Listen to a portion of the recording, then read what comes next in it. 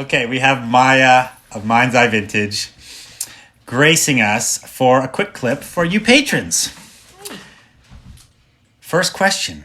Yes. If you could give someone a few tips about opening and running a brick and mortar shop, what would it be? Couple lessons you've learned along the way. Point of view. Have like a very strong point of view. Like when people come into a brick and mortar, they want like an experience. They want to like know exactly what you're selling. Especially with vintage, there's like, so many different pieces. So really like just have your aesthetic like nailed down. And merchandising is like really important, making it easy for people to shop. You don't want like crammed racks. You want things like spaced nicely and just make it an easy for people to shop.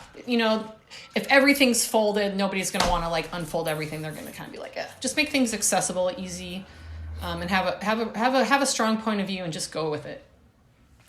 I haven't heard this one before, and I really like it. Point of view meaning like the store has its direction. It has the direction that you give it instead of just a mishmash. And then, you talk about merchandising. Mm-hmm. I think it's lost on a lot of vintage dealers per se, but it is important.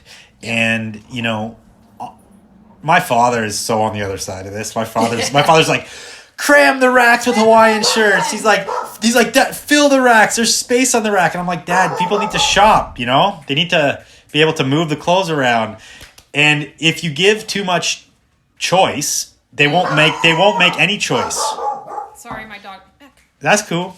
Yeah, this is real. For sure. Like if there's too much choice, it just becomes like kind of like jumbled.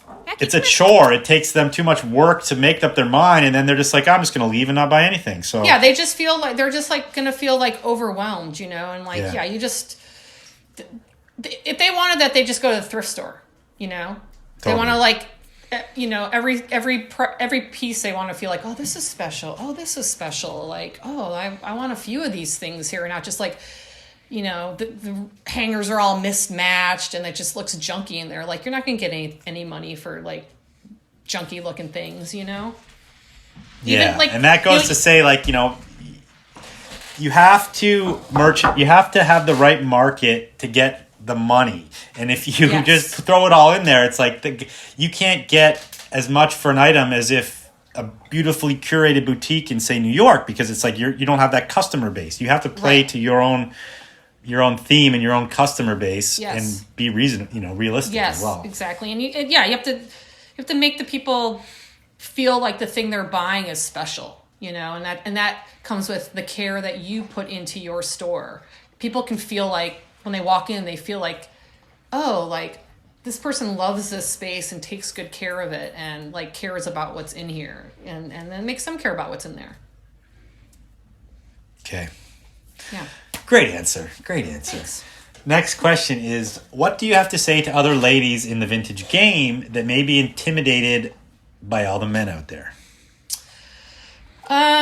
Don't try to compete. Just do your own thing. Just like stay true to like the things that you like. And if like you're at the bins and dudes are like elbowing, just fucking elbow them back and grab the thing. Like just get in there. Just get in the mix. Like just don't be intimidated. Just be yourself. And we're talking about like don't compare yourself to them. Just get in the mix. Like.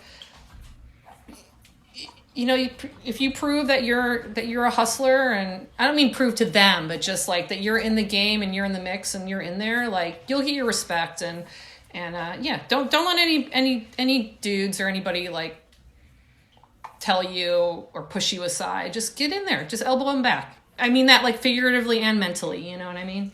Yeah, it's funny when I think of that.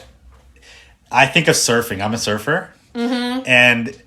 Okay, so I go surfing, and like surfing is very competitive because you got tons of people on a busy California wave, and you're like you want to get waves.